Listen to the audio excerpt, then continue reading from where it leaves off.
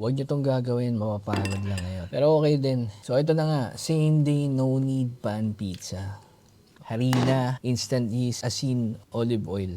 So no need nga no, hindi mo kailangan masahin pero kailangan mong haluin. Tuwanan mo ng isang oras, dota ka muna. Okay, isang oras na unang method, stretch and fold. Huwag ka na magtanong, dito pa lang pagod na ako.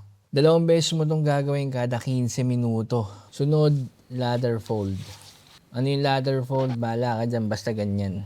Ngayon, iwanan mo ulit. 2 oras to. Ewan ko na lang kung tatapusin mo pa to. Okay, after 2 hours, relax na yan. Guguluhin mo ng onte yung buhay niyan. Lagyan mo ng harina yung platform mo para hindi ka mahirapan. Fold mo lang. Nasa loob dapat yung basang parte. Tapos niyan, ilipat mo sa pan na may oil. Ito na naman tayo. Kung umiinom ka, lasing ka na bago mo tumakain. Kaya huwag ka munang syumat. Okay, buksan mo na ngayon yung oven. Max mo agad. Ayan, dimpulan mo lang. Okay? Hindi ko alam kung anong tawag dyan. Basta ganyan. Ngayon, eto na. Sa wakas, isasalang mo na yan ng 10 minutes dun sa oven. Dapat max yung oven mo kung kakalimutan yun. Parmesan, mozzarella rin sa ibabaw, pizza sauce, smoked bacon at pepe. Okay, isalang mo ulit ng 7 minutes. Ayan na.